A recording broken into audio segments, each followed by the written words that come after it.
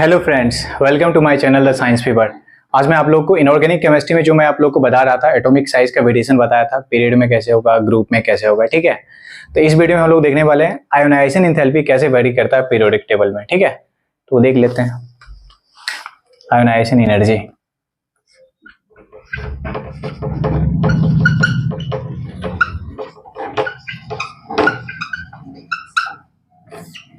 ठीक है, तो सबसे पहले थोड़ा सा हम लोग इंट्रो ले लेते हैं, आयोनाइजेशन एनर्जी होता है क्या। ठीक है, तो सबसे पहले कोई भी आइसोलेटेड एटम आपको लेना है। आइसोलेटेड एटम का मतलब क्या हुआ, मतलब किसी के साथ बॉन्डेड नहीं होना चाहिए। ठीक है, तो आइसोलेटेड एटम सबसे पहले लेते हैं। तो कोई आइसोलेटेड एटम लिया, मान लो एक्स लिया। ठीक है, और उस सॉलिड स्टेट में, सॉलिड स्टेट से सबसे पहले उसको गैसियस स्टेट में कन्वर्ट करो उस एटम को। ठीक है, तो यहाँ पे जो एनर्जी रिक्वायर्ड होगा उसको हम लोग क्या बोलेंगे, सब्लिमेशन एनर्जी। सब्लिमेशन एनर्जी आप लोगों को पता होगा, कोई भी चीज को अगर सॉलिड से गैस में कन्वर्ट होता है डायरेक्टली तो उसको क्या बोलते हैं हम लोग, सब्लिमेशन प्रोसेस बोलते हैं। तो इसमें जो एनर्जी इन्वॉल्वमेंट हुआ होगा उसको बोलेंगे सब्लिमेशन एनर्जी।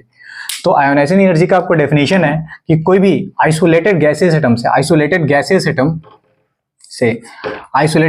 एटम के वैलेंस सेल से कोई लूजली बॉन्ड इलेक्ट्रॉन को निकालने के लिए जितना अमाउंट ऑफ एनर्जी लगेगा, that is called ionisation energy.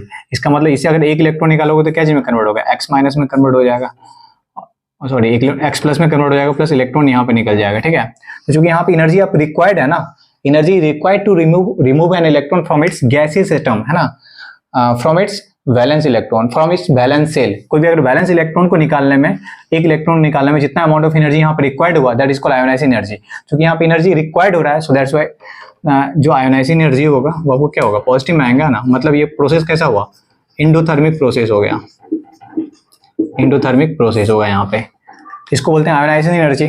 ठीक है, तो मान लेते हैं कोई एक एटम है जो गैसियस स्टेट में है, इसका एक इलेक्ट्रॉन निकाल ले तो एक्स माइनस में कन्वर्ट हो गया। ठीक है, तो यहाँ पे इसको हम बोलते हैं फर्स्ट आयोनाइजेशन एनर्जी। फिर एक्स माइनस से अगर एक और इलेक्ट्रॉन को निकाल दो, सॉरी यार एक्स प्लस में होगा ना, इलेक्ट्रॉन निकलेगा तो एक्स प्लस में जाएगा यहाँ पे। तो एक्स माइनस से एक और इलेक्ट्रॉन निकालो तो क्या हो जाएगा, एक्स प्लस टू चल जाएगा, प्लस यहाँ पे एक और इलेक्ट्रॉन निकल गया, यहाँ पे एक इलेक्ट्रॉन निकला, यहाँ पे एक और इलेक्ट्रॉन निकल गया, इसको बोलते हैं हम लोग सेकेंड आयोनाइजेशन एनर्जी। और एक्स प्लस टू है, इसमें से एक और इलेक्ट्रॉन निकाल दो तो कन्वर्ट हो जाएगा आपको एक्स प्लस थ्री में प्लस एक इलेक्ट्रॉन, इसको बोलेंगे आयोनाइजेशन एनर्जी थर्ड। हमेशा ये जो सक्सेसिव आयोनाइजेशन एनर्जी होता है इसमें जो हमेशा third ionization energy is greater than second ionization energy greater than first ionization energy. यहाँ पे हमेशा सक्सेसिव आयोनाइजेशन एनर्जी जो होता है वो ग्रेटर होता है in compare to the previous one. ठीक है, और ये जो प्रोसेस है इसको ये एंडोथर्मिक प्रोसेस है, क्योंकि यहाँ पे क्या एनर्जी रिक्वायर्ड है ना, energy required to remove an electron from its gaseous atom, okay, और आइसोलेटेड होना चाहिए। और उसके बैलेंस सेल से जो मोस्ट लूजली पैक्ड इलेक्ट्रॉन है उसको रिमूव करने के लिए जितना अमाउंट ऑफ एनर्जी रिक्वायर्ड है उसको हम लोग बोलते हैं आयोनाइजेशन एनर्जी। ठीक है, तो देखते हैं आयोनाइजेशन एनर्जी कैसे वेरी करता है। आप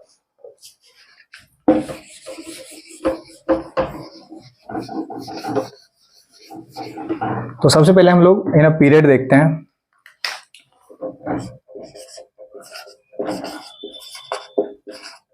इन पीरियड देखो, तो हम लोग पहले बता चुका हूं प्रीवियस वीडियो में क्या होता है कि जब हम लोग लेफ्ट टू राइट जाते हैं इन पीरियड क्या है, तो इफेक्टिव न्यूक्लियर चार्ज क्या होता है, इंक्रीज करता है।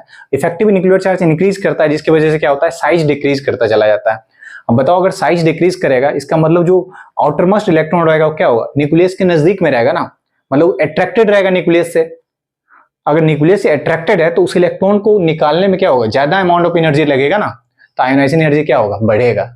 इसका मतलब क्या हुआ आपको, ये जो आयोनाइजेशन एनर्जी है वो इनवर्सली प्रोपोर्शनल टू क्या हो गया, एटॉमिक साइज अगर कम है तो आयोनाइजेशन एनर्जी क्या होगा, एटॉमिक साइज। अगर एटॉमिक साइज डिक्रीज कर रहा है तो आयोनाइजेशन एनर्जी बढ़ेगा। इसका मतलब पीरियड में आ जाओगे, फ्रॉम लेफ्ट टू राइट जाओगे तो क्या होगा, आयोनाइजेशन एनर्जी बढ़ेगा। ठीक है, और directly proportional to the effective nuclear charge ना, इफेक्टिव न्यूक्लियर चार्ज बढ़ेगा तो साइज छोटा होगा तो आयोनाइजेशन एनर्जी क्या होगा, बढ़ेगा। ठीक है, उसके बाद है आपको जेड इफेक्टिव जो होता है, इफेक्टिव न्यूक्लियर चार्ज हम बताएंगे। Effective nuclear charge also depend करता है आपको पॉजिटिव चार्ज, मेटल पे पॉजिटिव चार्ज। अगर देखो पॉजिटिव चार्ज जितना ज्यादा होता है और inversely proportional to negative charge. देखो पॉजिटिव चार्ज होने पे क्या होता है, कोई एटम पे अगर पॉजिटिव चार्ज आ रहा है इसका मतलब क्या, उसका इलेक्ट्रॉन घटा होगा ना, और जेड इफेक्टिव क्या होता है आपको, जेड माइनस सिग्मा के बराबर होता है, ठीक है। अगर इलेक्ट्रॉन इसका निकला होगा, इसका मतलब सिग्मा क्या होगा, सिग्मा डिक्रीज करेगा, सिग्मा डिक्रीज करेगा तो इफेक्टिव न्यूक्लियर चार्ज क्या होगा, वो इंक्रीज करेगा ना। तो इफेक्टिव न्यूक्लियर, इसका मतलब कोई अगर पॉजिटिवली चार्ज आया ना तो उसका इफेक्टिव न्यूक्लियर चार्ज बढ़ेगा। और एक्स माइनस का मतलब क्या हुआ, एक्स माइनस का मतलब होता है इलेक्ट्रॉन ऐड होना, इलेक्ट्रॉन ऐड हुआ होगा इसमें। तो जेड इफेक्टिव क्या होगा बताओ, जेड माइनस सिग्मा। तो यहाँ पे चूंकि इलेक्ट्रॉन ऐड होगा तो सिग्मा बढ़ेगा, तो जेड इफेक्टिव क्या होगा, वो डिक्रीज करेगा ना। सो दैट्स वाई क्या हो, यहाँ पे जो इफेक्टिव न्यूक्लियर चार्ज होता है inversely proportional to the anion, directly proportional to the cation, मतलब कैटाइनिक चार्ज। पॉजिटिव चार्ज जितना ज्यादा होगा उसका इफेक्टिव न्यूक्लियर चार्ज उतना ज्यादा होगा, जितना ज्यादा नेगेटिव चार्ज होगा उसका इफेक्टिव न्यूक्लियर चार्ज उतना कम होगा। इस तरीके से आयोनाइजेशन एनर्जी वेरी करेगा। तो आप लोग को बताना है यहाँ पे एक क्वेश्चन है आप लोग के लिए कि अगर कोई क्वेश्चन है आपको Fe+3 है, Fe+2 है और Fe है यहाँ पे, ठीक है। तो यहाँ पे बताना है कि किसका आयोनाइजेशन एनर्जी ज्यादा होगा, किसका आयोनाइजेशन, तीनों में किसका आयोनाइजेशन एनर्जी ज्यादा होगा। तो आप बता सकते हो यहाँ पे, क्योंकि पॉजिटिव चार्ज इस पे क्या है, ज्यादा है ना। अब इस तीनों में देखो जेड इफेक्टिव क्या होगा आपको, जेड माइनस सिग्मा लिखोगे यहाँ पे, तो जेड तो सेम है ना सबके लिए, एटॉमिक नंबर तो 26 ही होगा, तो जेड इफेक्टिव क्या होगा 26 माइनस सिग्मा। बट सिग्मा क्या है, वेरिएबल है। अब देखो इलेक्ट्रॉन तीनों में ज्यादा किसमें इलेक्ट्रॉन होगा, ज्यादा इलेक्ट्रॉन इसमें होगा, इसमें मोर इलेक्ट्रॉन होगा, इसमें थोड़ा सा लेस इलेक्ट्रॉन है, 2 इलेक्ट्रॉन लेस है इसमें, इसमें कितना है 3 इलेक्ट्रॉन लेस है ना। तो इलेक्ट्रॉन जितना कम होगा, अगर इलेक्ट्रॉन कम होता जाएगा तो सिग्मा का वैल्यू क्या होगा, वो कम होता जाएगा, तो इफेक्टिव न्यूक्लियर चार्ज बढ़ता जा रहा है। इसका मतलब इधर क्या हो रहा है, इधर आपको जो इफेक्टिव न्यूक्लियर चार्ज है वो इंक्रीज कर रहा है। अगर इफेक्टिव न्यूक्लियर चार्ज इधर इंक्रीज कर रहा है, इफेक्टिव न्यूक्लियर चार्ज अगर बढ़ेगा तो आयोनाइजिंग एनर्जी क्या होगा, बढ़ेगा। तो यहाँ पे आयोनाइजिंग एनर्जी का ट्रेंड हो जाएगा आपको कि Fe+3 का आयोनाइजिंग एनर्जी ज्यादा होगा इन कंपेयर टू द Fe+2, ठीक है। नेक्स्ट देखते हैं हम लोग,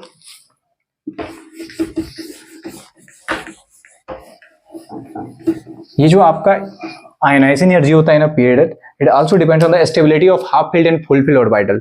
जो भी हाफ फील्ड और फुल फील्ड ऑर्बिटल होता है उसका स्टेबिलिटी काफी ज्यादा होता है, और जो बहुत ही ज्यादा स्टेबल है उसके इलेक्ट्रॉन को निकालना उतना ही मुश्किल है। इसका मतलब उसके इलेक्ट्रॉन को निकालने के लिए हमको ज्यादा अमाउंट ऑफ एनर्जी लगेगा, इसका मतलब उसका आयोनाइजिंग एनर्जी ज्यादा होगा, ठीक है। तो पीरियड में जैसे हम मान लो, जैसे हम लोग सेकेंड पीरियड का एलिमेंट लेते हैं, lithium, beryllium, boron, carbon, nitrogen, oxygen, fluorine और नियॉन। इसका इलेक्ट्रॉनिक कन्फिगुरेशन अगर हम लोग देख ले क्या होता है, 1s2, 2s2, 2p6, 2p6, ठीक है। 10 इलेक्ट्रॉन है ना, 10 एटॉमिक नंबर 10 इलेक्ट्रॉन हो गया, तो 1s2, 2s2, 2p6, यहाँ पे क्या हो गया 10 इलेक्ट्रॉन हो गया। तो इसका क्या एकदम फुल फील्ड ऑर्बिटल है ना, फुल फील्ड ऑर्बिटल है। नाइट्रोजन का देख लीजिए, 1s2, 2s2 और 2p3। तो इसमें क्या है, ये जो p और p, जो p सब सेल है यहाँ पे वो क्या है, हाफ फील्ड है ना, हाफ फील्ड है। जबकि यहाँ पर 2p6 का क्या है, फुल फील्ड है, फुल फील्ड है। तो जो भी हाफ फील्ड और फुल फील्ड ऑर्बिटल होता है, फुल फील्ड होता है, उसका स्टेबिलिटी ज्यादा होता है, तो उसका आयोनाइजेशन एनर्जी ज्यादा होगा, ठीक है। अब अभी हम बताए थे कि जब हम लोग पीरियड्स में फ्रॉम लेफ्ट टू राइट जाते हैं तो साइज क्या होता है, डिक्रीज करता है, क्योंकि इफेक्टिव न्यूक्लियर चार्ज बढ़ता है। अगर इफेक्टिव न्यूक्लियर चार्ज बढ़ेगा तो साइज क्या होगा, डिक्रीज करेगा।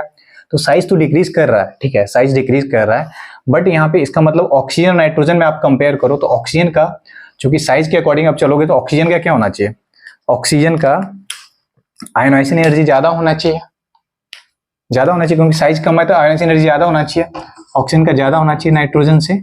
बट ये गलत है, यहाँ पे आयोनाइजेशन एनर्जी नाइट्रोजन का ज्यादा होता है ऑक्सीजन से। क्यों, क्योंकि नाइट्रोजन का जो होता है हाफ फील्ड ऑर्बिटल होता है, हाफ फील्ड है, यहाँ पे हाफ फील्ड ऑर्बिटल है जो इसको एक्स्ट्रा स्टेबिलिटी प्रोवाइड करता है,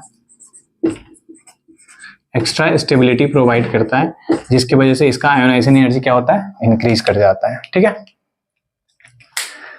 ओके, अब तीसरा है आपको, जो आपको इन पीरियड में जो तो पीरियड में जो आयोनाइजेशन एनर्जी वो डिपेंड करता है आपको, तीसरा पेनिट्रेशन पावर पे, पेनिट्रेशन पावर पे डिपेंड करता है, पेनिट्रेशन पावर पे। पेनिट्रेशन पावर का मतलब क्या होता है, जैसे मान लेते हैं 3 में मान लेते हैं। 3 में क्या हो सकता है, 3s हो सकता है, 3p हो सकता है और 3d हो सकता है। तो इलेक्ट्रॉन s में हो सकता है, p में हो सकता है, d में हो सकता है। 4 में मानते हैं, अगर 4 है तो 4s हो सकता है, 4p 4d या 4f हो सकता है, ठीक है। इलेक्ट्रॉन s में भी हो सकता है, p में भी, d में भी, f में ही।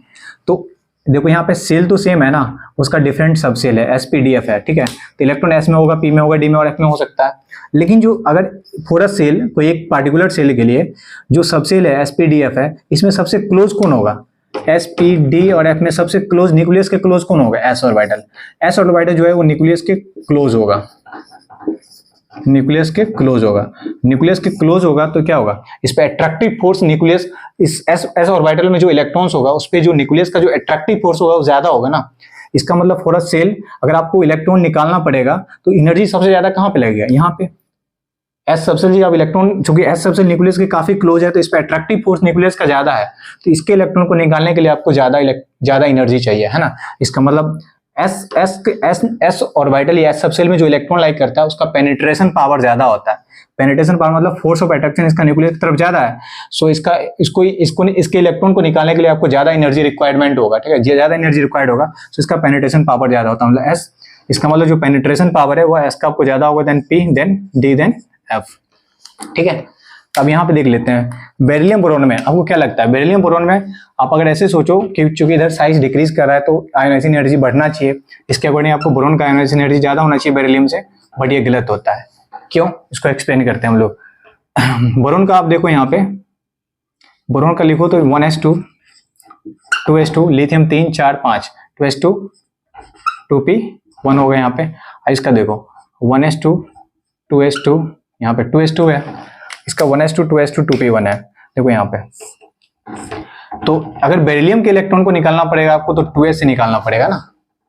अगर आपको बोरॉन के इलेक्ट्रॉन को निकालना पड़े पहला इलेक्ट्रॉन को तो आपको 2p से निकालना पड़ेगा। तो मोर इजी कौन इलेक्ट्रॉन निकाल सकता है, 2s का इलेक्ट्रॉन आसानी से निकलेगा कि 2p का इलेक्ट्रॉन आसानी से निकलेगा। तुम देख सकते हो एक सेम सेल है ना, 2 और 2 सेम सेल है, तो सेम सेल में अगर s और p की बात करो तो s सब सेल जो होता है वो न्यूक्लियस के ज्यादा नजदीक होता है, मतलब इसका पेनिट्रेशन पावर ज्यादा है, तो इसके इलेक्ट्रॉन को निकालना ज्यादा मुश्किल है ना इन कंपेयर टू दो। इसका मतलब इसको इलेक्ट्रॉन को निकालना ज्यादा मुश्किल है, इसका मतलब बेरिलियम का जो है इसके इलेक्ट्रॉन को निकालने में ज्यादा एनर्जी लगेगा ना। इसका मतलब बेरिलियम का यहाँ पे क्या होगा, आयोनाइजेशन एनर्जी ज्यादा हो जाएगा देन बोरॉन से, ठीक है। तो एक बार हम पूरा इसका तो पार्ट एकदम पूरा करेक्ट, इसका ट्रेंड क्या होगा, तो ये ट्रेंड इसका होगा क्या, ये ट्रेंड होगा क्या, ये ट्रेंड होगा नहीं, गलत है, ये ट्रेंड नहीं होगा। तो इसका क्या करेक्ट ट्रेंड होगा, सो हम लोग लिखते हैं, इसको देख लिए, इसका करेक्ट ट्रेंड हम लोग लिखते हैं।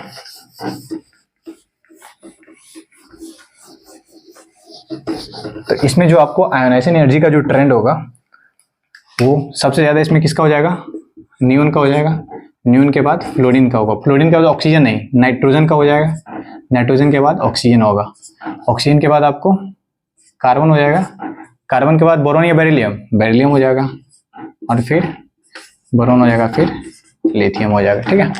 ये चीज है, तो आपको यहाँ पे ध्यान देने वाली बात, इसको अच्छे से ध्यान देना है, ठीक है। यहाँ पे रीजन क्या था, यहाँ पे रीजन हाफ फील्ड ऑर्बिटल, चूंकि इसका स्टेबिलिटी ज्यादा हो जा रहा था इसीलिए, और यहाँ पे रीजन था पेनिट्रेशन पावर, है ना, जो हम लोग देख चुके हैं।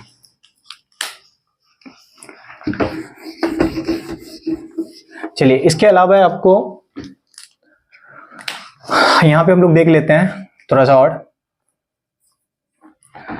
ये हम लोग साइज की, हम लोग एटॉमिक साइज में देखे थे यहाँ पे कि अगर आप 3D से जब 4D में एंटर करते हो और 4D से जब आप 5D में जाते हो, एक्सेप्ट 3B ग्रुप को छोड़ के, जिसे हम लोग बात करते हैं टाइटेनियम, जिरकोनियम और हाफनियम की बात करते हैं, ठीक है। जा रहे थे क्या हो रहा था, इसमें आपको देखो नीचे जाने पे क्या होना चाहिए था, साइज यहाँ पे बढ़ तो रहा था बट इस दोनों का साइज क्या हो रहा था, इक्वल हो जा रहा था, है ना, इसका इक्वल हो जा रहा था यहाँ पे। तो यहाँ पे आयोनाइजेशन एनर्जी में भी वैरी करता है ट्रेंड। यहाँ पे जो आयोनाइजेशन एनर्जी होता है ना, वो आयोनाइजेशन नीचे जाने पे क्या होना चाहिए, हम ग्रुप में अभी बात करेंगे, ठीक है। ग्रुप में हम लोग बात करने वाले हैं, ये ग्रुप की बात होगी, ठीक है। तो नीचे जाने के बाद क्या होना चाहिए, क्योंकि ग्रुप में क्या होता है, सेल्स नंबर ऑफ सेल क्या होता है, इंक्रीज करता है ना। इसको मिटा देते हैं, हम लोग ग्रुप की बात कर रहे हैं।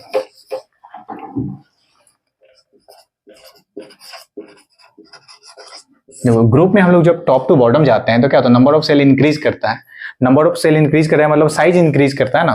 तो अगर साइज इंक्रीज कर रहा है इसका मतलब जो आउटर मोस्ट इलेक्ट्रॉन होगा वो न्यूक्लियस से काफी दूर होगा। अगर न्यूक्लियस से काफी दूर अगर इलेक्ट्रॉन होगा तो उस इलेक्ट्रॉन को निकालने के लिए आप थोड़ा अमाउंट ऑफ एनर्जी दोगे तो इलेक्ट्रॉन निकल जाएगा। इसका मतलब आयोनाइजेशन एनर्जी डिक्रीज कर गया ना। इसका मतलब ग्रुप में अगर टॉप टू बॉटम जा रहे हो तो आयोनाइजेशन एनर्जी डिक्रीज करेगा, ठीक है। बट यहाँ पे वो नहीं है, यहाँ पे देखो टाइटेनियम, जिरकोनियम, हाफनियम है, यहाँ पे देखोगे तो आयोनाइजेशन एनर्जी इस दोनों में हाफनियम का आयोनाइजेशन एनर्जी ज्यादा होता है जिरकोनियम से, मतलब 5d का ज्यादा हो गया देन 4d से। यहाँ पर रीजन क्या है, यहाँ पर रीजन है आपको जो हम लोग डिस्कस कर चुके हैं, लेंथेनाइट कॉन्ट्रैक्शन। क्या होता है इसका इफेक्टिव न्यूक्लियर चार्ज जो है हाफनियम का क्या होता है वो इंक्रीज कर जाता है। अगर इफेक्टिव न्यूक्लियर चार्ज इंक्रीज करेगा तो आयोनाइजेशन एनर्जी क्या होगा, वो इंक्रीज कर जाएगा ना। तो ग्रुप में नीचे जाने पे आयोनाइजेशन एनर्जी डिक्रीज करना चाहिए ग्रुप में ना, बट यहाँ पे क्या हो रहा है, इंक्रीज कर जा रहा है क्योंकि इफेक्टिव न्यूक्लियर चार्ज बढ़ रहा है। क्यों, रीजन क्या है, ट्रांजिशन लेंथेनाइट कॉन्ट्रैक्शन। इसके अलावा आप 13 ग्रुप के एलिमेंट के बारे में भी देख लेते हैं थोड़ा सा। इसमें कौन होता है आपको, बोरोन होता है, एल्युमिनियम होता है, गैलियम होता है, इंडियम होता है और थैलियम होता है, ठीक है।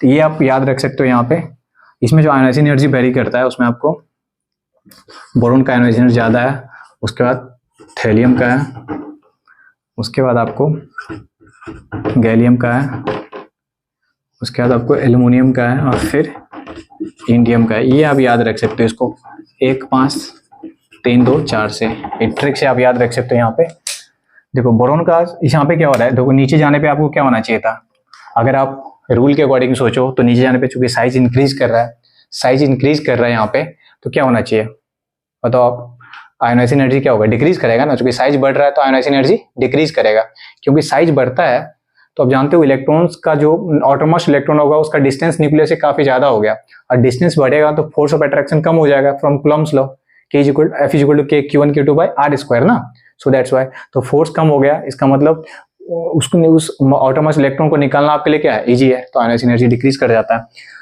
बट यहाँ पे आपको बोरोन के बाद क्या होता है, बोरोन का आयोनाइजेशन एनर्जी ज्यादा है, उसके बाद थैलियम का आयोनाइजेशन एनर्जी है, फिर गैलियम और इंडियम। गैलियम और थैलियम को बताया था, जो गैलियम का साइज होता है और थैलियम का, तो यहाँ पे क्या होता है, एल्युमिनियम गैलियम का साइज ऑलमोस्ट इक्वल हो जाता है। इवन यहाँ पे गैलियम का साइज जो है छोटा है, एल्युमिनियम से छोटा हो जाता है। यहाँ पे रीजन क्या है आपको, ट्रांजिशन कॉन्ट्रैक्शन। यहाँ पे रीजन है आपको ट्रांजिशन कॉन्ट्रैक्शन, क्योंकि जैसे गैलियम में क्या होता है, इलेक्ट्रॉन चला जाता है आपको डी ऑर्बिटल में, और डी ऑर्बिटल में इलेक्ट्रॉन चल जाएगा जिसका पोर शील्डिंग इफेक्ट होगा, तो पोर शील्डिंग इफेक्ट होगा तो Z effective Z minus sigma, तो सिग्मा कम हो गया, इसका मतलब जेड इफेक्टिव बढ़ जाता है। सो दैट्स व्हाई यहाँ पे गैलियम का जो है आयोनाइजेशन एनर्जी ज्यादा हो जाता है एल्युमिनियम से। यहाँ पे रीजन क्या है आपको, ट्रांजिशन कॉन्ट्रैक्शन, ट्रांजिशन कॉन्ट्रैक्शन, ठीक है। तो ये हम लोग देख चुके हैं, ठीक है। तो इतना हम लोग देख लिए आयोनाइजेशन एनर्जी में, ठीक है। और थोड़ा सा हम लोग देख लेते हैं 3D सीरीज में कैसे आयोनाइजेशन एनर्जी वेरी करता है 3D सीरीज में। तो 3D सीरीज का एलिमेंट्स आपको पता होगा, scandium, titanium, vanadium, chromium, manganese, iron, cobalt, nickel, copper और जिंक होता है। तो इसमें देखते हैं आयोनाइजेशन एनर्जी कैसे वेरी करता है। अब रूल के अकॉर्डिंग सोचो तो आप लेफ्ट टू राइट जा रहे हो, ठीक है, तो साइज डिक्रीज कर रहा है तो आयोनाइजेशन एनर्जी क्या होना चाहिए, बढ़ना चाहिए, आयोनाइजेशन एनर्जी बढ़ना चाहिए ना। बट यहाँ पे एक्सेप्शन है, तो उसका इसका ट्रेंड को हम लोग को याद रखना है, ठीक है। तो ट्रेंड क्या क्या है इसका, तो इसमें क्या होता है, सबसे पहले ये तो पक्का है कि जिंक का क्या होगा, जिंक का आयोनाइजेशन एनर्जी सबसे ज्यादा होना चाहिए। जिंक के बाद आपका है आयरन है, आयरन के बाद आपको कोबाल्ट है, कोबाल्ट के बाद आपको यहाँ पे कोबाल्ट है, कोबाल्ट के बाद आपको कॉपर है, कॉपर के बाद आपको निकेल है, निकेल के बाद मैग्नीज, टाइटेनियम, मैग्नीज है, टाइटेनियम है, और टाइटेनियम का आपको क्रोमियम, वेनेडियम और स्कैंडियम है, क्रोमियम, वेनेडियम और स्कैंडियम है। इसको आपको याद रखना पड़ेगा आपको, ठीक है, कि इसमें आयोनाइजेशन एनर्जी ऐसे वेरी कर रहा है। यहाँ पे रेगुलर ट्रेंड्स नहीं है, दिस आर इरेगुलर ट्रेंड्स, सो आपको याद रखना चाहिए, ठीक है।